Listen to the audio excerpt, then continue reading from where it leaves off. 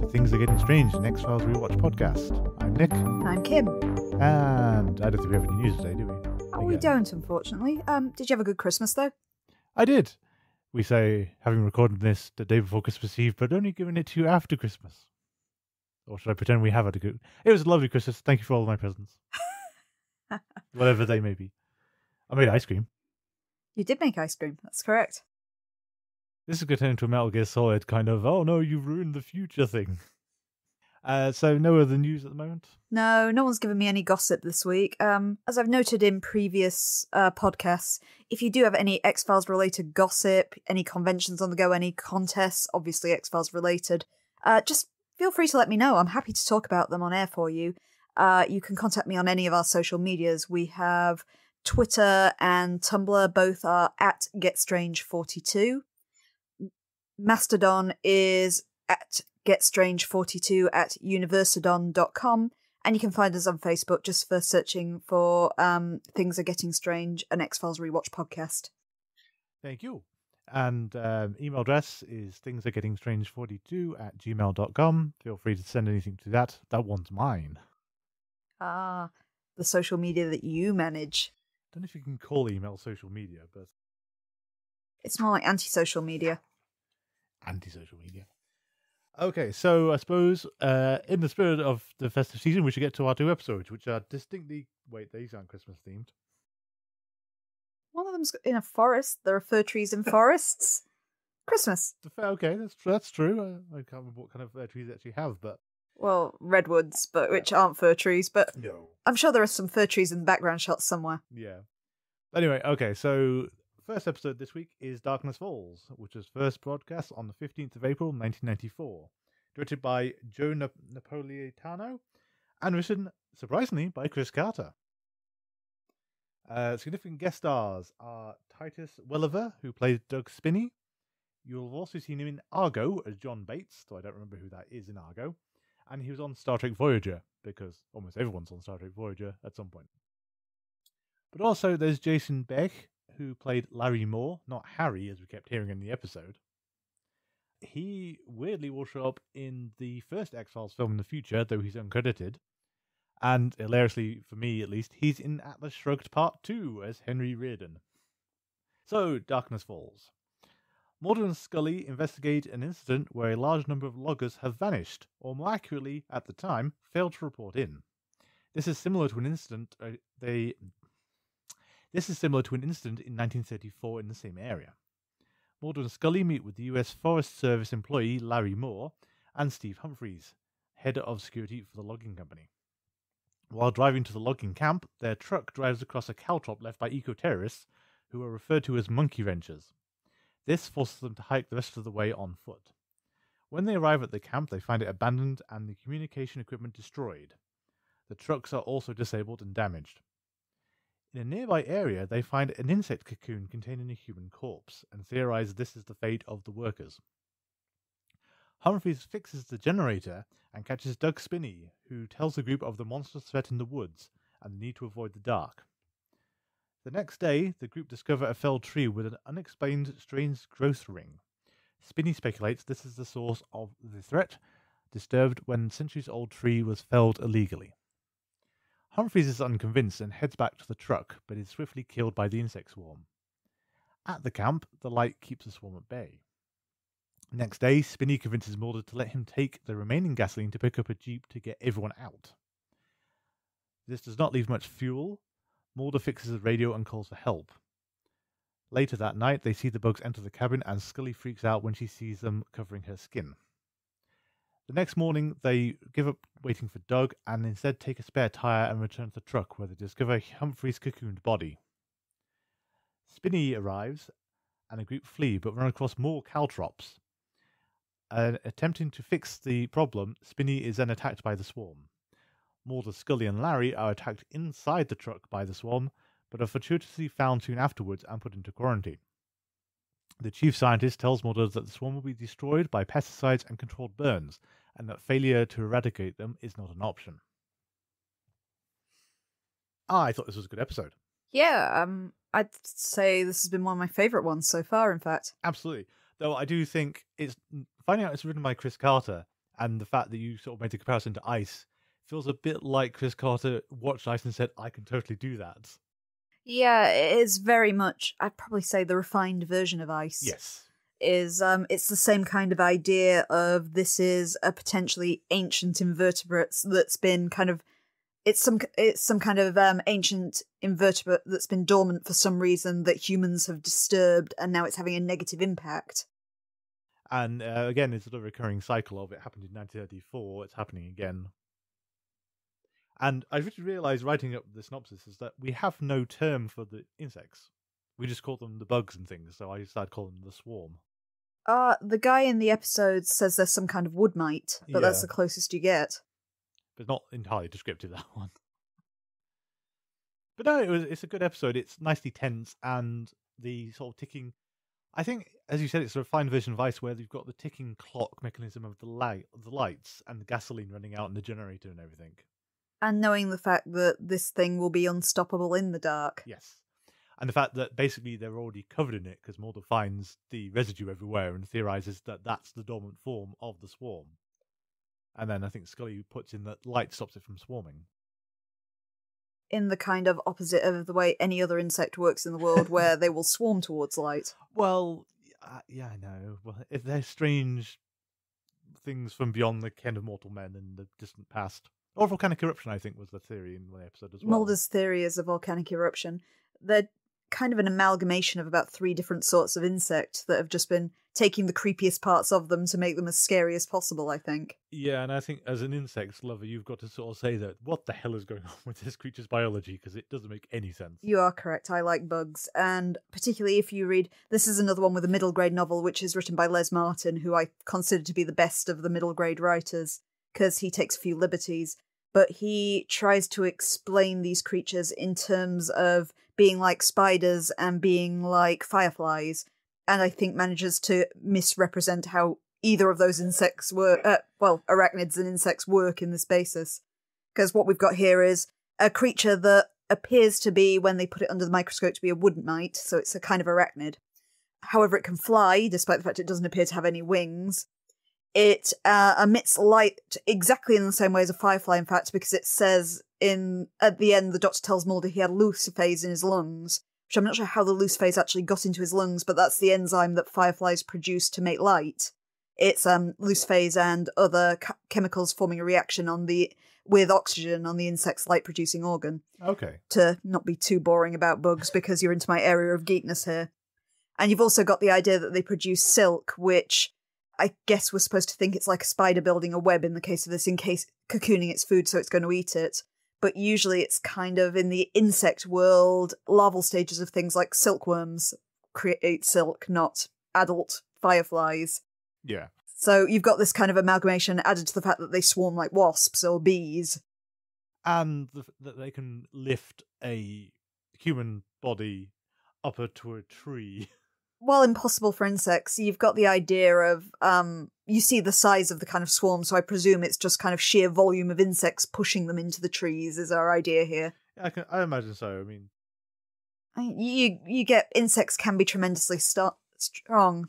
My personal favourite, the Hercules beetle, can lift 65 times its weight, but, putting that in terms of a massive swarm lifting a human still seems kind of absurd.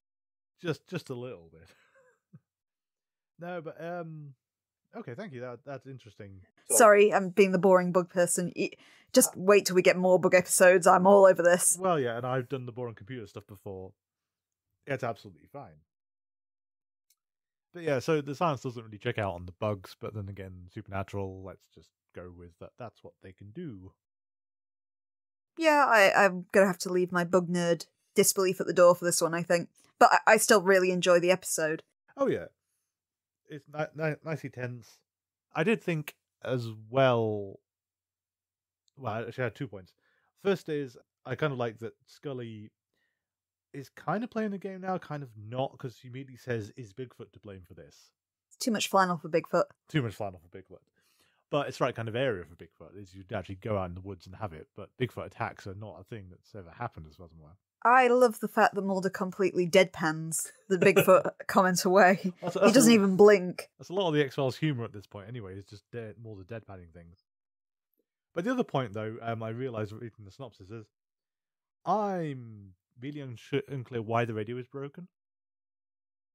Because we're meant to theorise it's the monkey wrenches, presumably. Presume it has to be, given they've trashed all the vans outside. Yeah, it just feels odd that the radio is broken, which is just purely to stop anyone coming to the rescue until you get to the end of the episode for the most part. Or I guess we've got to assume that somebody got Mulder's broadcast in the end. Yes, I think that's the only way of reading the ending of that. So otherwise they'd be doomed. In terms of classic kind of horror situations, you've got the Mary Celeste feel of the camp when they get there. Everything has been left as if they're in the middle of a meal. I was thinking Roanoke. Roanoke is another good one, yeah.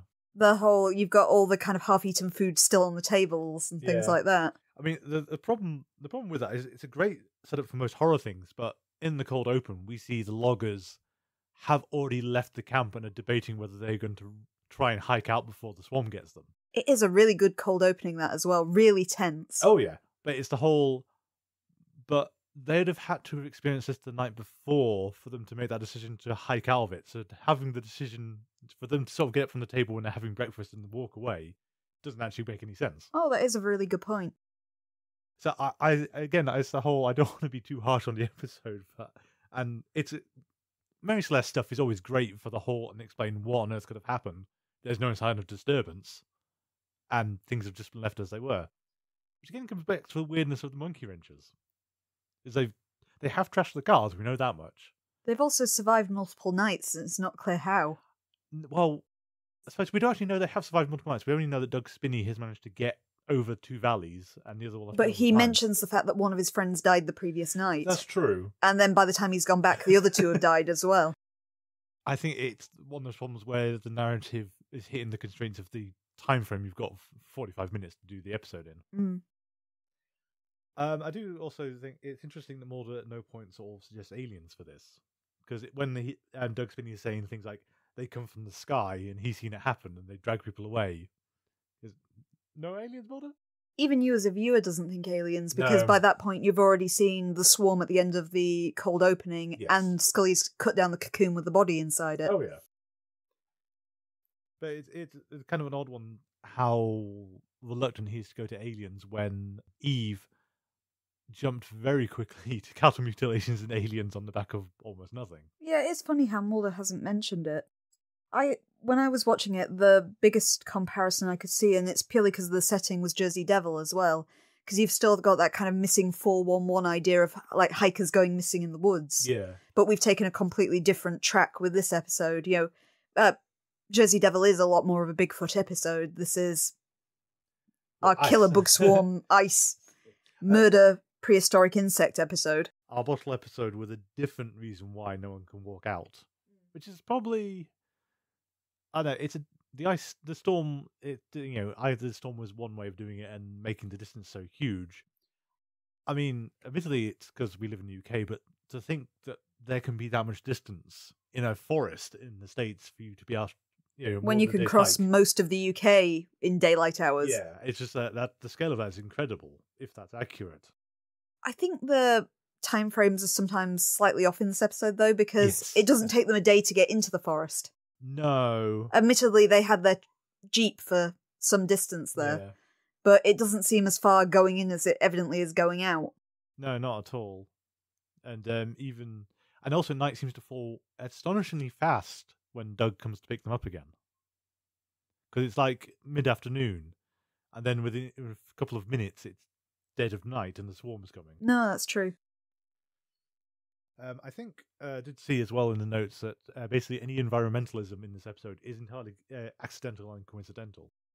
They weren't anticipating it to have that kind of message? No, apparently Chris Carter didn't think that of that at all, despite the eco-terrorists are in the right, they've been cutting down the wrong trees.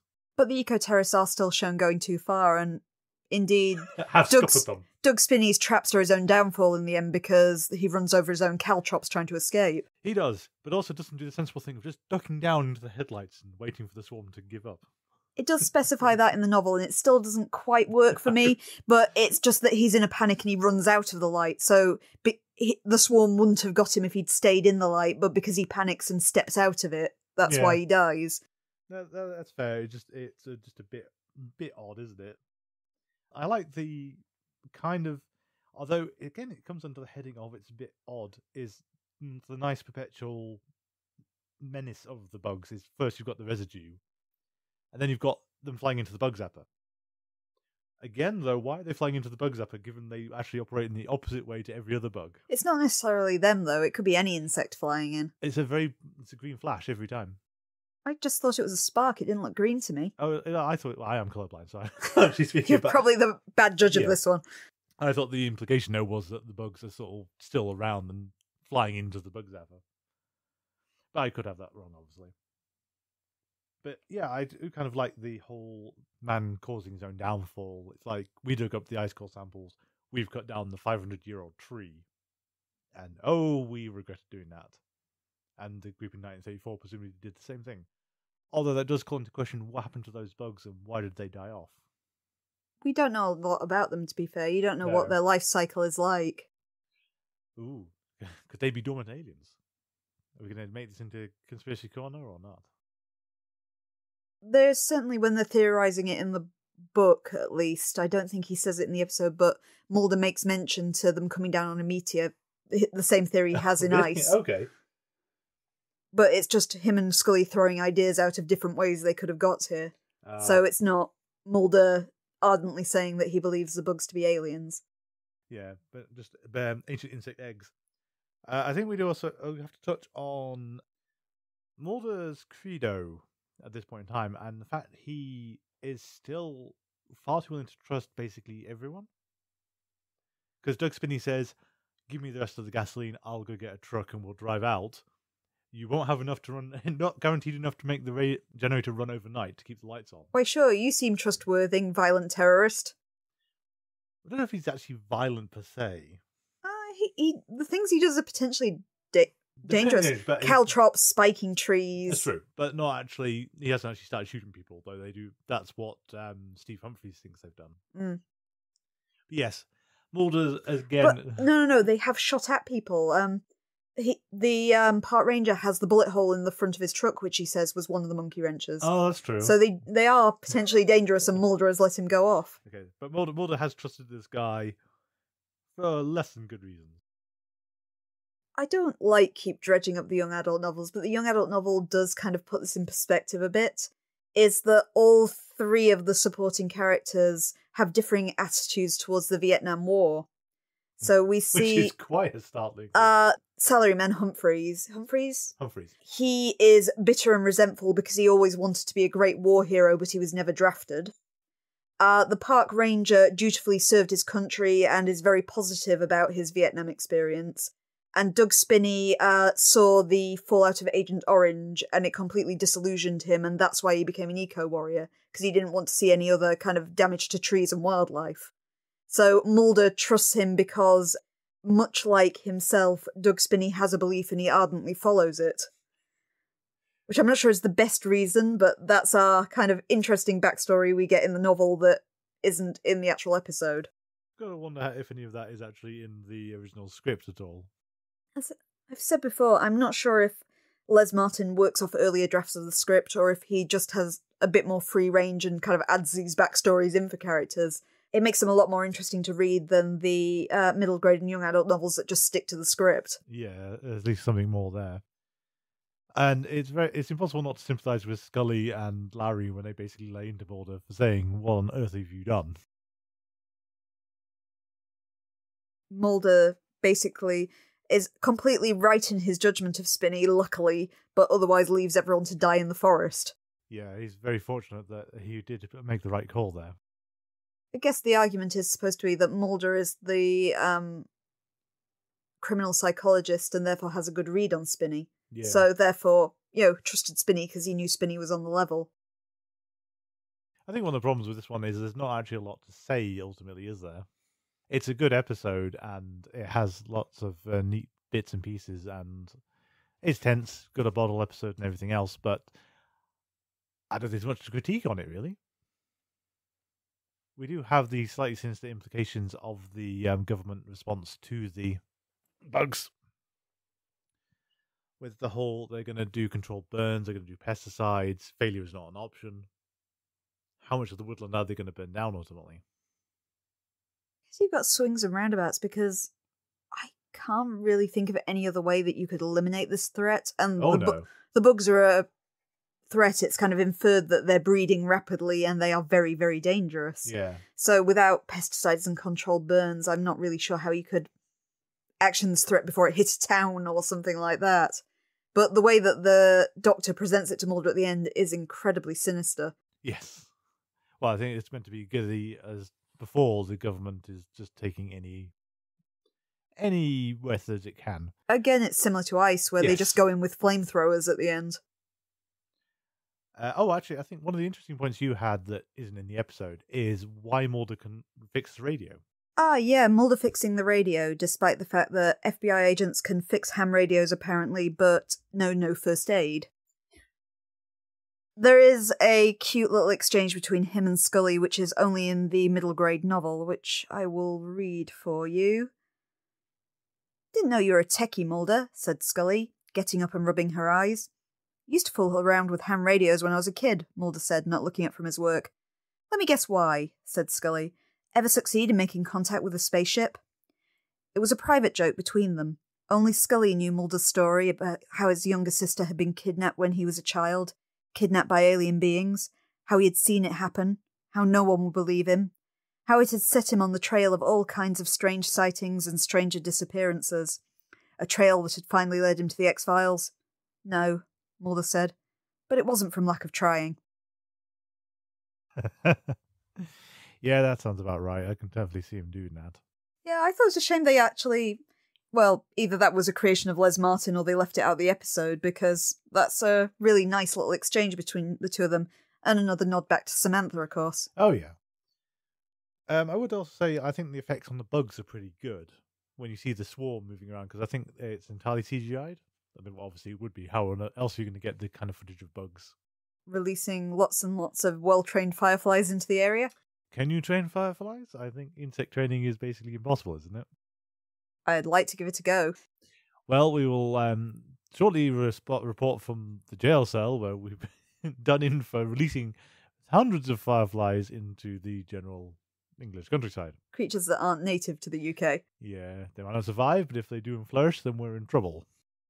Generally, your training of insects is more putting food in a direction that they are likely to hone in on. Like Miracle Man. Yeah. Except for that, I still maintain the locusts would not have sworn. Well, no, but at least getting them into the air ducts part I was going for. Yeah, I imagine with bait you could have got those locusts into the air ducts. They would not have swarmed like they did in that episode. They have absolutely no reason to swarm inside that building. Will of God, obviously. Maybe. Very well manufactured biblical plague of a creature that would not have behaved that way. Yeah. Sorry, angry bug nerd again. It's fine. Do you have anything else for this episode? A lot of my notes about this episode are just me angrily noting about things the bugs that do are wrong, which I think I've covered at length now. Oh, just a little bit. Oh, I have so many. If you want my lecture on the bugs of X-Files, I will happily give this over Twitter. We could do a separate podcast for you for Kim's Bug Talk. Just every single X-Files episode and why the bugs are wrong. I mean, we'll integrate that into the main one, but just a general bug podcast. It's going to be added to my conspiracy corner of Kim's entomology corner at the end. We also watched Tooms, the first ever episode follow-up to an original episode, being the sequel to Squeeze. This was first broadcast on the 22nd of April 1994, directed by David Nutter, written by Glenn Morgan and James Wong. Notable guest stars are 3 returning people. So we've got Henry Beckman as Detective Greggs, we've got Doug Hutchinson reprising his role as Eugene Victor Tooms, and William B. Davis reprising his role as guy who sits in the corner and smokes cigarettes, or cigarette smoking man to give him his actual credit, Cancer Man for the popular fan reference. Joining them, and we missed this one, and I can't believe we missed this one, is Jan D'Arcy, who played Judge Can, who was Sylvia Horne in Twin Peaks. Oh, really? Ben Horne's wife. I did not notice that at all. She doesn't appear in any of the list of notable X-Files actors who crossed over to Twin Peaks. Oh. But, yeah. And she's in the original season 4 episodes of the series, she was meant to turn up in The Return, but ultimately didn't. Oh, that's a shame. It is a shame. Of significant note, though, we have Mitch Pileggi, who plays Walter Skinner, who will be a regular recurring character for pretty much the entirety of the run now. Other things you might have seen Mitch Pileggi in, though, include Return of the Living Dead Part 2, where he played a sergeant, Basic Instinct of all things, where he's an internal affairs investigator. He is indeed, yep. Vampire in Brooklyn, where he played Tony the Hitman. This would be the Eddie Murphy comedy vampire film.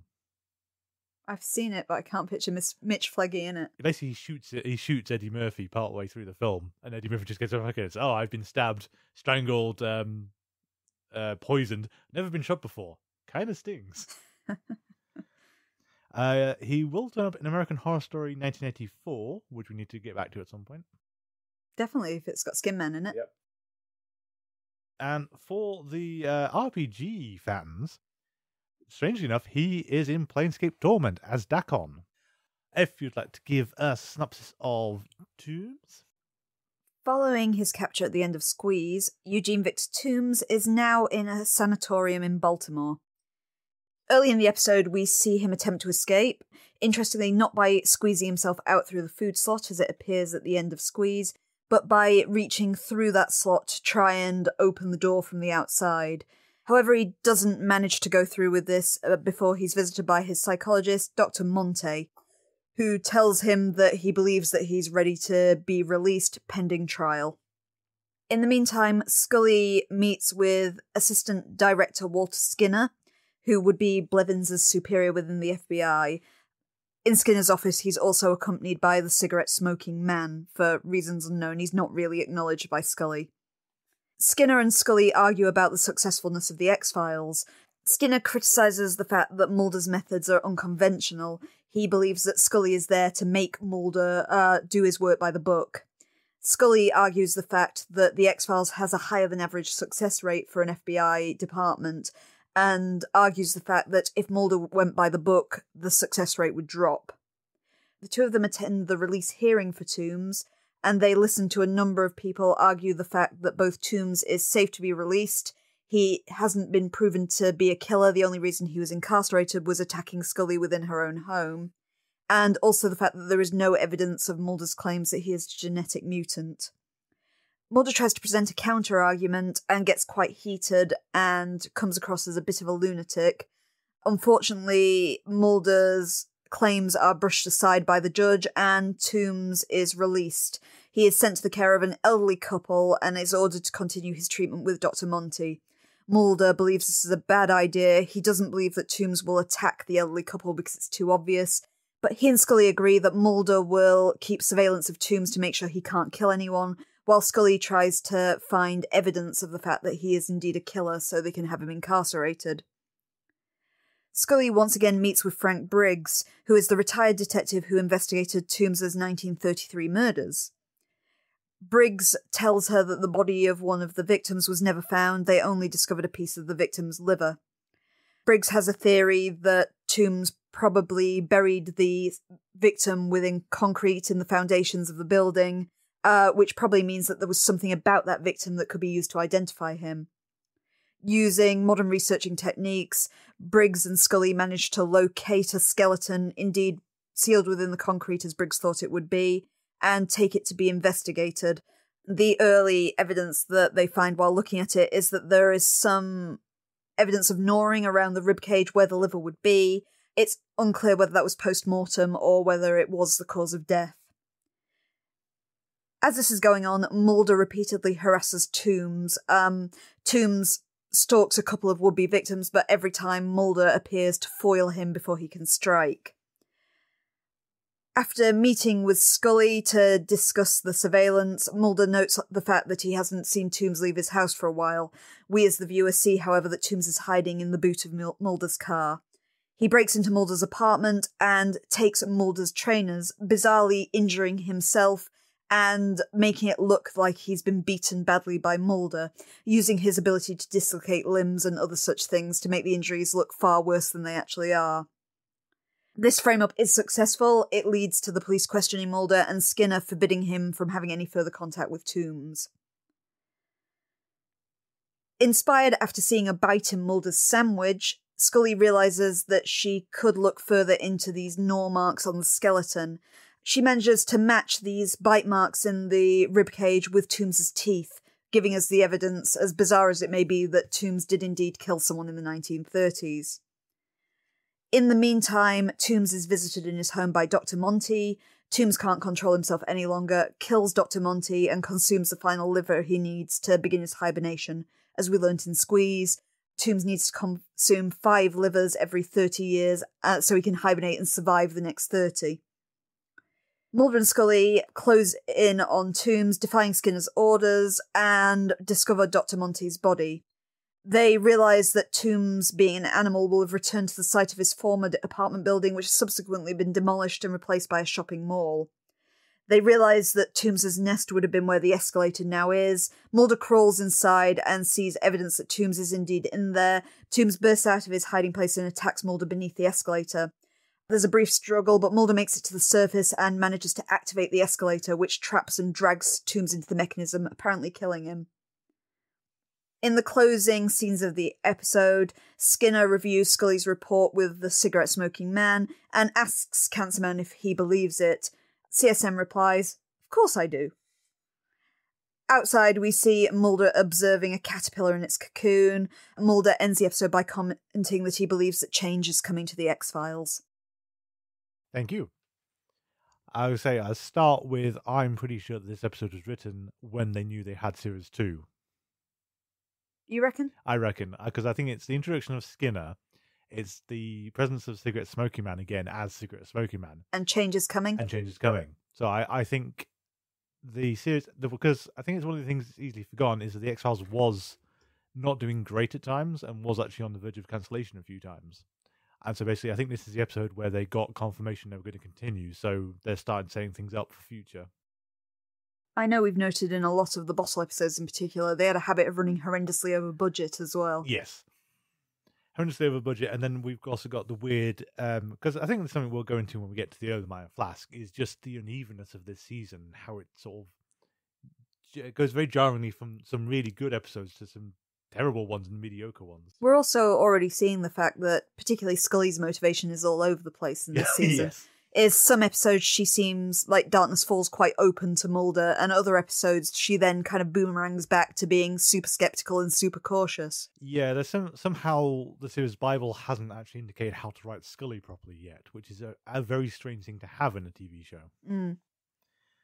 I mean, one of my favourite things of this episode, and it's a thing that happened in the pilot, but kind of more faintly, is Cigarette Smoking Man is just in Skinner's office, and he's just going to sit there and he's going to smoke cigarettes the entire time, not say anything. No one's going to refer to him or talk to him. He's just going to be there. You would half expect, I know you've got, particularly in organisations like the FBI, you've got this very fixed hierarchy, so you wouldn't question A.D. Skinner if you were a lowly special agent. No. But you'd think that, excuse me, sir, who are you?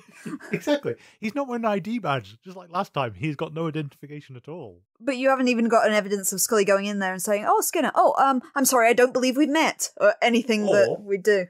Wait a minute, you were in the room when I met Blevins. Where is Blevins? He's just been cut. He's just gone. Weren't you that guy we saw standing over that corpse with the salamander hand? No, that was someone else. Well, it's really hard to catch that is William B. Davis, though. This one's far more overt. And you've got him more in his iconic look. I mean, yeah. Everyone knows Cigarette Smoking Man as an antagonist, just sitting there chain smoking his Merley cigarettes. I think you said as well, what a state of Skinner's lungs after he's basically just smoked 3 packets of Morley's this morning, apparently. The air in Skinner's office is blue. Yeah. And the fact he just seems to just be in there permanently, it's really weird. I like it, but it's weird. It's not like Deep Throat, who seems to have a job outside of being there for Mulder. Yeah, no, Cigarette Smoking Man just follows Mulder around and just sits there.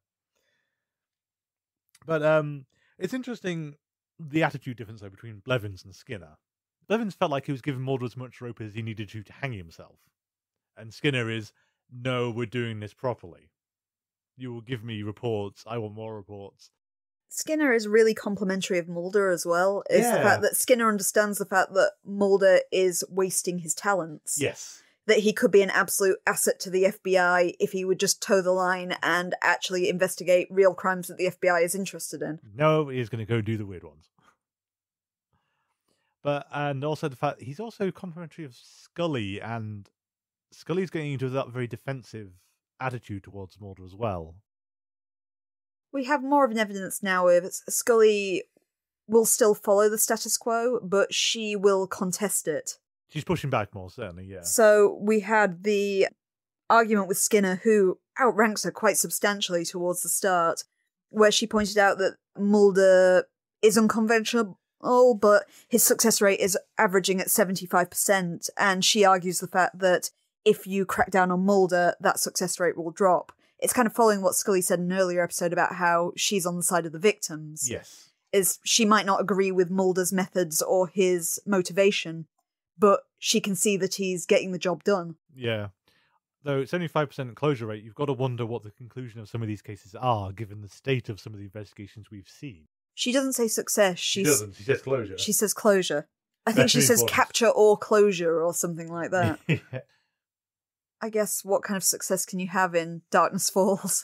Well, yeah, we survived. We were treated by the US government for exposure to weird insects. And the government got to burn things. Yeah. I think the other 2 points, to jump forward a bit though, is relationship statuses. Because we've got 2 interesting ones here. We've got Scully calls Mulder Fox for the first time, which he doesn't like. It's interesting because he's called her Dana a few times up till now, but he reacts quite aggressively with the I even make my parents call me Mulder line. And I think we're going to be checking this if we see Mr. and Mrs. Mulder in the future. I'd love for his mom to just address him Mulder. That would be good. The other point, though, is, and I'm not sure how I've never noticed this before, is Tooms' doctor has to be in love with him, basically, because he's Dr. Monty is super, super into him. What is he doing? He's just absolutely obsessed with Tooms. It's really unprofessional, to say the least. It's kind of, although Tooms is very good at masquerading as a person, he's still kind of sweaty, introverted. Weird, has yellow eyes if you look at him wrong. Just stares. Yeah. Often just stares silently at people, and I'm not sure why Dr. Monty thinks he's okay. No, but he's into him. Because it's the whole sort of, we were asleep, Eugene, very sorry, I wanted to visit you before the trial, and then turns up at the halfway house at the end of the episode. Although, you did make the good point of, okay, so Tooms won't kill the elderly couple, because that's too obvious. But his doctor, in the house where he's staying... In his bedroom. In his bedroom. That's fine, apparently. I think you're probably getting the idea is Mulder comments towards the start of the episodes that you have to consider Tooms as an animal, is he'll kill in self-defense or as a necessity, and he's getting so close to his point that he needs to hibernate, that he can't wait any longer. A bit degrading, though, because given that Tooms is clearly sentient, coherent, and... able to hold a job. Yeah, it's a case of that's kind of messed up more that you're saying these kind of things. Although we do get Mulder's second cannot behave at a trial. Because we saw it in Young at Heart. Young at Heart, yeah. And we've got it here where basically Mulder, if the judge tells you to stop, you stop. You don't go to a rant. Mulder, our expert psychologist, just gets louder and talks faster and makes less sense. And also just seems to be making up gibberish as he goes. Because I know it's a pretty good sum up of the basic premise for Squeeze if you haven't seen the first episode. Because otherwise this episode's going to be meaningless to you. Yeah, that's true. I've been considering Mulder increasingly in kind of like tabletop role-playing terms. I've been getting it is you've got Mulder who is kind of chaotic good at all times. So Mulder will not lie. He will not temper anything he says, even if it's kind of bizarre. Yes. However, he has absolutely no social skills, or he's failed all his social skills roles. So he doesn't have the concept of tempering what he says to his audience. It's like, playing Call of Cthulhu and having no fast talk. Yeah. But it's absolutely bizarre because he is the social guy. More so than Scully, he's supposed to be good with people, he's supposed to be good at reading people, but he absolutely will not lie. Mulder will say whatever he believes to be the truth at any given time. No, he has lied though, because he's pretended to be the skeptic before now, so he's got a very wavy line he's going to operate over. We've seen it time and time again with Scully, though, is the fact, I think he even says it in this episode, in fact, that he respects Scully if she genuinely doesn't believe in something. He doesn't respect her if she's just kind of going with what the people in suits tell her to do. Yeah. So Mulder respects people that tells the truth, and he tends to tell the truth, even though it makes him look like a maniac. Well, I did think it was when he's throwing out the trial, he says he doesn't care how he sounded as long as it's the truth. And it's a case of, Mulder, you are still meant to be better than this. You understand how Mulder, it works. white lies. Yeah. You know that Tooms is a dangerous psychopath who is going to kill people. Say whatever you need to keep him in prison, really. Exactly. As soon as you bring up the 100-year lifespan, in the case of you are going to lose whatever audience you've got. I'm not sure why we don't have more evidence to put Tooms away, though. We found out in Squeeze that he takes trophies. Yeah. So you can put him at the scene of the crime for, like, dozens of crimes spanning almost 90 years. Oh, yeah. But this apparently was not evidence enough. Well, I think as well, it doesn't make a lot of sense that when we last saw Tooms, he was contemplating either escape or making a new cocoon. And somewhere in intervening time, he's got himself an attorney who's now blocked anyone doing medical investigations on him. And we've moved him to a new room that doesn't have his kind of half-made bile nest inside it. Yeah, well, into an actual psychiatric facility, I think, is where he has at the start. Was he not in a psychiatric facility last time? I'm not sure where he was at the end. I don't think they actually specified. He might have just been a holding cell. But we did see he had a 3-foot-high nest that he was building out of scraps of newspaper. Yes. But then that brings up the good thing of he tries to escape in the cold open, which is a good demonstration of how Tooms works. But then later in the episode, we see him try to come through the toilet. He actually is going to try and... Through the U-bend. Through the U-bend. So quite how he didn't get out of that slot at the end of Squeeze, how he can't get out of the feeding slot at the beginning of Tooms, that doesn't make any sense. There should be no problem for him. It's kind of drawing a question about how Tooms work is. We know he can squeeze, but squeezing through an air vent and squeezing through the U-bend of a toilet is two entirely different matters. Yeah. Can he compress his skull, even? Is there no limit to how thin he can actually make himself? Unfortunately, he seems to be dead, so we don't know, but it's an interesting question. It seems that he can dislocate his joints, but... At will. At will, but for him to be able to fit through something like a U-bend, his bones must also be malleable. Yeah. Well, a lot of Tooms we only sort of have partial knowledge of, like, where did he even come from in the first place has never really been explained. And the yellow eyes. But as we discussed while watching it, it's interesting that basically we get his point of view shots a few times. And he does seem to be going through aura phase, which is one of those steps of serial killers. And many other medical conditions, it should be noted. Yeah, sorry, it is also epileptic fits, isn't it? The aura phase. Migraines as well. But yeah. It was the whole... He seems to have a thing for people wearing purple. I've been thinking on that. It's kind of a fitting thing that animals are attracted to bright colours and things like that, so the purple could just be used for that purpose as it stands out on a black and white background. It does. It is very noticeable when they do the effect. Because it does show it with the person in the purple jacket becomes all you are focused on because everything else fades to grey in the background. Yeah. We haven't had Mulder's obsession quite the same way before now. The fact that he is going to go for 3 days without sleep just to make sure that Tooms doesn't get to anyone. And also pretend to have lost an Irish wolfhound? No, Norwegian elk hound. Norwegian elk hound for hunting moose called Heinrich. Totally a real dog. Totally a real dog. But he does it with the same deadpan again, so it's actually a very nice little joke there. I would also say it's kind of good that Griggs has got himself more under control in this episode. He's not going on about ethnic cleansing and the horrors of humanity in the room anymore. Mainly because the room isn't there, but still. He's more of an elderly detective who has hunches than he was as a kind of expositor about the darkness in man's soul, what he was doing in Squeeze. Yeah, I'm kind of glad that we've moved away from session 9ing at an alarming rate. It was when on reflection, he was really weird in Squeeze, and he's a lot more typical now. That was one of the few things about Squeeze I thought didn't work, is I thought that was way too heavy-handed.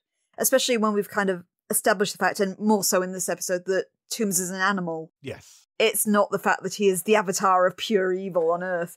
He is an animal that's hunting people because that's what he does, that's his mentality. I did quite like the bit where it's when the two of them go to Powhatan Mill, or what was the site of Powhatan Mill, is they have this conversation about the technology that's being used, and ultimately it boils down to them scanning through the concrete and seeing things that look abnormal. And Griggs kind of asks it, it's like, oh, but how do they know what it is? And it's like, well, it's like acting off a hunch. And so then Griggs does his detective thing and just kind of psychically points to a location, says, yep, that's where the body is. And is absolutely right, because that's one hell of a hunch. I'm guessing they wanted the timeline of the episode to be sped up a bit, because otherwise they would have been going for absolutely ages. As much as it kind of works for a tension thing, where Tooms breaks into Mulder's apartment, finally comes after the main characters stealthily this time.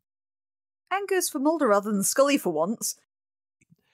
When you talk about Squeeze is all about Tooms and Scully. And then the follow-up that Doug Hutchinson bizarrely proposed was going to be about Tooms and Scully again. But now we've actually got the episode. Mulder is absolutely fixated on Tooms, and Scully is kind of the whole, yeah, she was here too. Don't worry that she was the one targeted. When you put it that way, it does seem a bit odd. Like, Mulder's got this big vendetta against Tooms, but Scully was the one who was actively attacked by him. Yeah, and she's really on the sidelines for this. You do feel like perhaps Scully should be the one who not so much wants revenge, but is keen to stop him from attacking anyone else. Yes, or I think she's too relaxed because she should be really paranoid. Like, she should be the one doing the 3-day surveillance because the case of, he came for me once, I cannot let this happen again. If he's targeted me once, perhaps he would still be fixated on me. Yeah, because then we get back to the whole thing in the Squeeze of serial killer going to the scene of a previous crime, and Scully, as far as we know, has not moved. Her apartment's different, but she hasn't moved house, as far as we know. He also takes trophies, and he took trophies from Scully, but then didn't manage to kill her. Exactly. So, as good as the episode is, it's a case of, why is this not a Scully-centric episode? Instead, Tooms starts targeting completely random people, like the dude who likes staring at pie charts more than his partially dressed wife. I'm baffled by that weird detail in the episode as well. When you see, before Tooms tries to come up into the house through the U-bend, his potential target is sat evidently making a pie chart on his computer for unknown reasons, while his wife wears very little and he brushes her off to continue making pie charts on his computer. It's a look of disappointment when she even says, I'm going to go watch TV in bed. Honey, I think that's code for something else. Dude, she's wearing so little. Yes. But no, he's going to do his pie charts. But it's saved by Mulder. I didn't realise, though, talking this through, is it's kind of odd that it's 5 livers. It's not a amount of liver that Tooms needs. Because in the real world, or like in actual biology, it wouldn't be 5 individual instances of something, would it? It would be a mass that equated to a specific amount, wouldn't it? And I suppose livers must come in different sizes. I mean, you're substantially bigger than I am, so presume your liver is bigger than mine. Yeah, and presumably also if you were a heavy drinker, you've damaged your liver, it might not do what Tooms needs to do. Good point. He could, in fact, have more victims per year than he should do, because it depends if he can actually detect externally what state their liver is in. Any other liver device. So alcohol damage, if you've got liver flukes, or any other disease of the liver. Yeah, so it's kind of odd that Tooms has only ever got 5 victims each time. Maybe he's just has far better senses than we do. Yeah, well, maybe he can look at a person and say, you do see him going through the aura phase of there's something he can sense about that person. It's, yep, that's the one I need. Yes, and he is picking them out from other people in the vicinity. It's not that is the only person he can see. Mm. But again, it's interesting if he'd done the same to Scully. Or at what point did he actually do that? You could in the basement. argue when they're in the basement, he's sized her up against Mulder, and there's something inherently about Scully that she's what he needs over Mulder. Yeah. But anyway, so Tooms frames... So this is a tangent. Tooms frames Mulder. And that barely registers in the episode. He gets a visit from the police detective. And he's told off, presumably to arrest it, and then Skinner gives him a rant, and then has the whole, you're the best agent in the bureau and you're wasting your talents. And that seems to be the end of it. And basically it's the whole kind of, you're forbidden to go near Tooms. And as soon as they get the computer simulation, which they said, we can't okay all this, they run off to arrest him. I thought that it took them so long to get to that computer simulation as well. It's from the point where the, I guess, forensic scientist says to Scully, oh yeah, there are bite marks around his ribs. It's like, Scully, that's the evidence. Come on, Scully. Come on, Mulder said you needed evidence. This is your evidence. Go, Scully, go. But it's not until Mulder hands her a sandwich with a bite out of it. Wait a minute, I've seen tooth marks somewhere before. It's, oh, for Christ's sake. How? Scully, first aid and deductive reasoning seem to have both passed her by this point. She's there to do autopsies. Let's be real at this point. That's her function, isn't it? And to be skeptical. To be skeptical and never see what's happening. She doesn't even really get to see a lot in this episode, given that Mulder turns on the escalator at the end and minces everything. That's true. But she's fully aware of how he works, and she's seen the nest. She's seen him burst through her air ducts. So Scully not going to doubt what Tooms is and the fact he's dangerous. She is taking it remarkably well, however, that he's been released. I'm also a bit baffled about how they found no genetic abnormalities in Tooms, given the fact we know he can dislocate his joints and possibly even stretch his bones at will. It's like, what are these doctors actually looking at, apparently? There must be something odd about his makeup. Well, yeah, but allegedly his attorney blocked all that. So we're just going to have to take that as the entire explanation for why no one has said, this guy has the weirdest biological makeup we've ever seen. No, but there was one doctor in his trial as well who said, I've examined him and there is nothing unusual about him. Yeah, that was odd. It's like, but surely, if you can dislocate your joint at will without damaging yourself, there must be something unusual about that joint. Well, and also the fact that Tooms apparently is happy to be found with a dislocated arm, reset his arm, and was they going to pop out again when they came back into the room to check on him? They said they were going to x-ray him, so presumably he would have had to kind of unpop it again quick before they did that. It must be painless or something then, because... You've got to assume it is. He doesn't look like he's in pain when he's using his abilities. No, it looks like he's actually sort of enjoying messing with Mulder. To be fair, it is kind of fun. I rather enjoy that. The kind of very obvious trainer print in his cheek. Yes, well, it's basically that scene from Fight Club. 5 years before Fight Club would be filmed. Possibly before the book was written, even. I guess it is in a way, yeah. Also produced by 20th Century Fox, if you want to follow the linkage all the way down. Don't think you can make much of that. So this does also validate your tendency to fear escalators, doesn't it?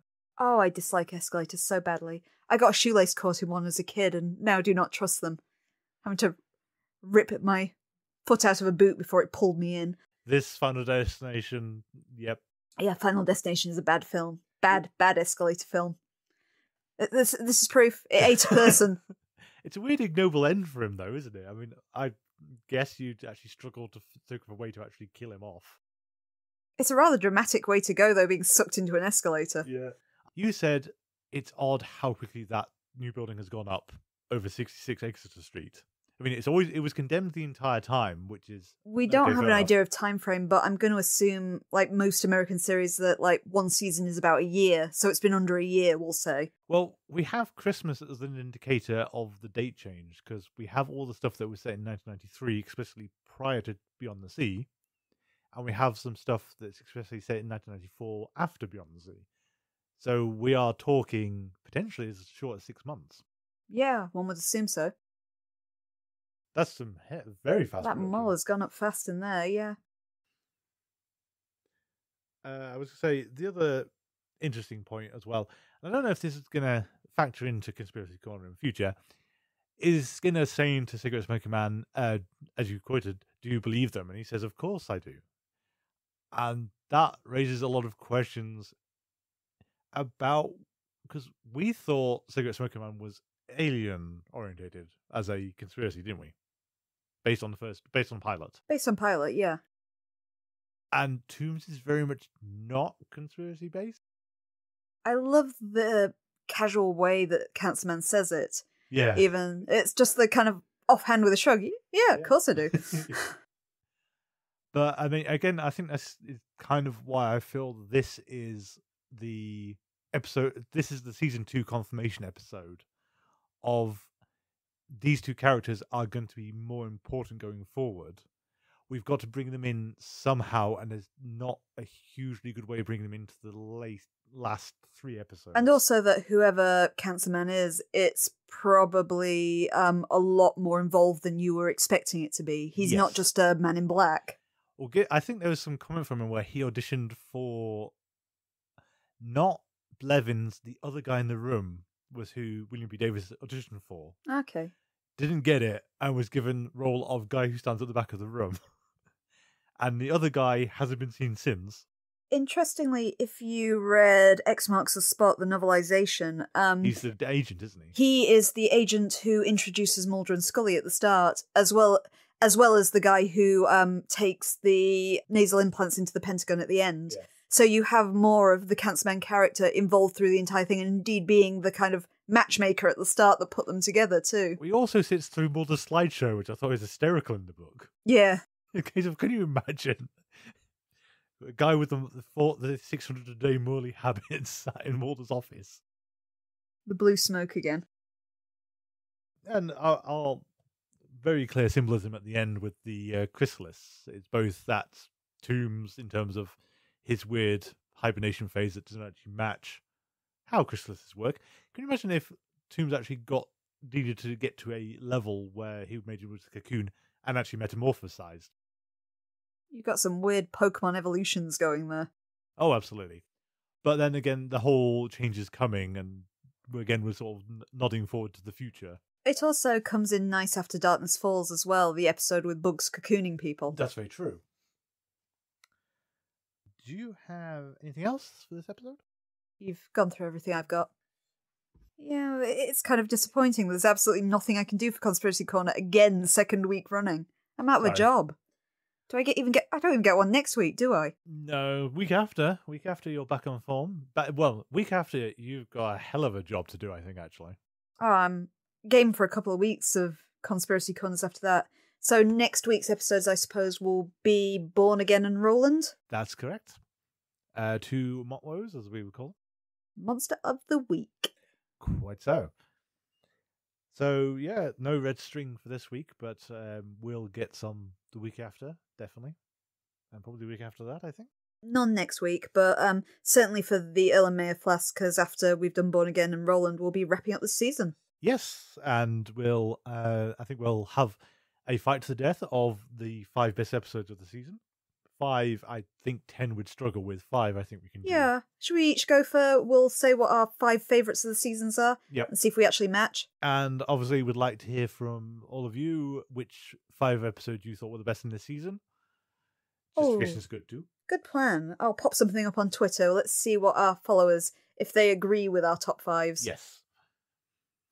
So thank you all for listening as usual. If you want to get hold of us, our email address is thingsaregettingstrange42@gmail.com. Once again, our social medias are Twitter and Tumblr. Username is getstrange42.